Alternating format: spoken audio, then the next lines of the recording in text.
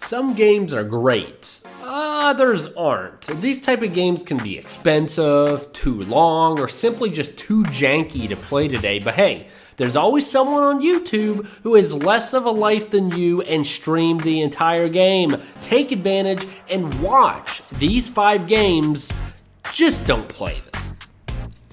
Deadly Premonition is a murder mystery with Twin Peaks vibes, released in 2010 for the Xbox 360 and PS3, developed by Access Games. This survival horror title has a lot going for it. Interesting character arcs, scary atmosphere, clever plot devices, and quirky charm. However, the actual gameplay is atrocious. Just watching gameplay, you can see that the shooting scenes seem half-baked, awkward, and possibly the least fun shooting mechanics I've ever seen in a game. Because of the awful gameplay, bad graphics, and granted that's in comparison to today's standards, and the fact that the actual combat provides nothing additional to the game, I can't recommend you purchasing the console, the game, and really taking your own time playing through it. But the story is still novel, even today's standards, and well worth your time. The player takes control of FBI agent Francis York Morgan as he investigates the recent string of murders in the small town of Greenvale.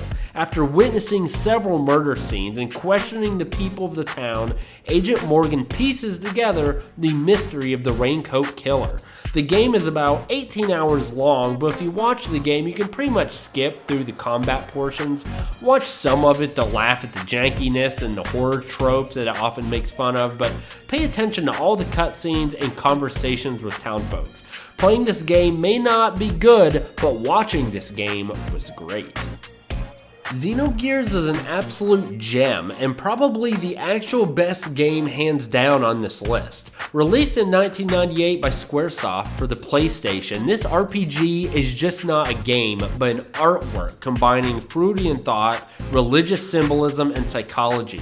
I've never seen a game like it. You play as Faye, a young man who underwent subconscious killing sprees, was kicked out of his town, now on the path to unravel his past, the war between nations Ave and Kislev, and this opens up a whole world of mysteries. But the game's graphics are rough, the gameplay is exceedingly difficult, the platforming is really bad. Between the original PlayStation and the game itself, it's pretty expensive, and finally it's a long game at about 80 hours, at least.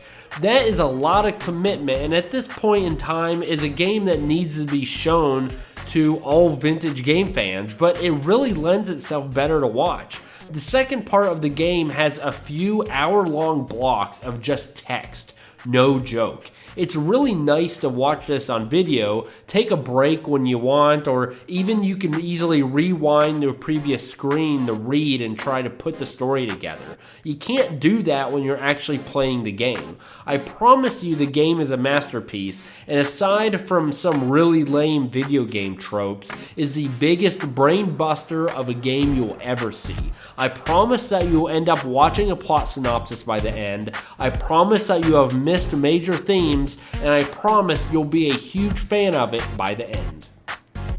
Now, I love Cuphead. The art style is amazing, the characters are fun, and the animations are top-notch. This 2017 run-and-gun style game developed by Studio MDHR is soon becoming one of the most beloved of modern games. However, it can be mercilessly difficult. I will be the first to admit that I don't like horribly difficult games. I get frustrated, and rather than enjoying the game, I begin hating it. I suggest watching a non-speed run first to really see the environments, enemies, and everything the game has to offer. After that, there are hundreds of speedrun videos, and those are incredible to watch and see the skill of some of these players. You may not have had the time to invest in being good, or you may not have the skill to handle the most difficult bosses. Whether you play it or watch it, Cuphead is a must watch or play for everyone, as you will have a blast either way.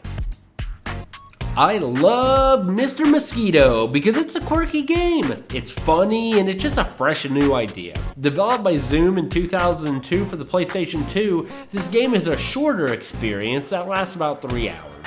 As you zoom around and bite family members, collect tokens, and avoid getting smacked into oblivion, you get to experience a fun little game. With that being said, there really isn't too much here. It's more of a novelty game in my opinion, and the price of buying a PS2 and this game, which can be very expensive and hard to find, isn't necessarily worth the time or financial investment. But its fun nature, short gameplay lends itself to an awesome lunch break watch.